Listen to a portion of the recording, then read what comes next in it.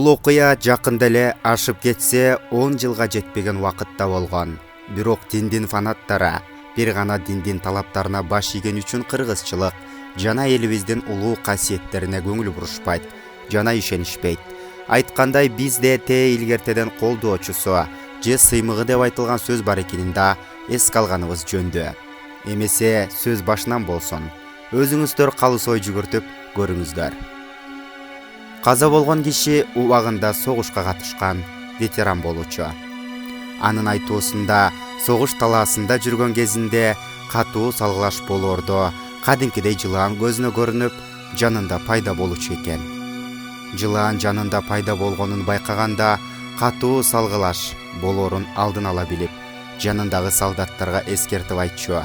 Немистер катуу даярдыкта чабуулга өтөт деп. Анткен менен айткандай дал келчү экен.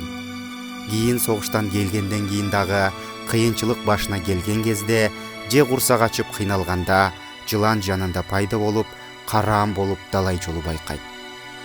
Ошол жылаандын пайдасыбы же болбосо ичер суусу көп болгонбу, тиги киши 97 жашка чыгып каза болот. Каза болгонго чейин эч ким деле билишпейт жылаан сыймык экенин.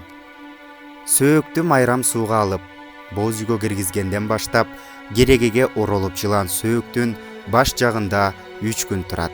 Аны керек болсо ошол кезде телефонго да тартып алышкан. Бул карандай чындык, жылаан кадимкидей аза күткөнүн эл дагы байкашкан. Анткен менен карыянын балдары ал жылаанды эт зыянга учуратпай элге эскертишет. Жылаанга тийишпегиле деп. Айткандай карыя каза болоорун алдын ала билет. Анткени бир кудай эсине келген кезде балдарым даярдана бергиле, менин жылааным келип калган турбайбы деп айтканда, бул айтылган сөзгө анча деле маани беришкен эмес эле. Качан сөөктүн жанында пайда болгондо атасы алиги сөздү бекер айтпаганына ынанышкан экен. Айткандай кызды келгенде көр, кемпирди өлгөндө көр деп айтылгандай, карыя элге ушунчалык алыныптыр. Топурак салганга ушунчалык киши көп келет. Бир кызык жери сөөктү жайына койгону кирген кишилер баягы жылаанды мүрзөсүнүн ичинен көрүшүптүр. Жылаан сөөктү койгонго чейин четте турганына бери байкашып, ушунчалык таң калып калышкан экен. Айткандай сөөктү алып чыгарда жылаан жок болуп кеткен экен. Алган тип карыяны жайын таап келди. Маселе мына ушунда. Кээ бир карыялардын айтуусунда жылаан карыянын колдоочусу болгон деп айтышат. Ооба, биз деле түшүнөбүз.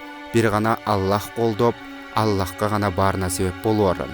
Бирок ар бир адамдын сыймыгы болоорун ушул эле окуя күбө болуп жатпайбы? Кыскасы, ар бир адамдын сыймыгы болооруна да маани беришибиз керек экенин эске салып койгонубуз да туура. Бир бейткей ойго алдырбай. Бердикожо Бийназаров, Булак, Назар Ньюс Чекиткейже.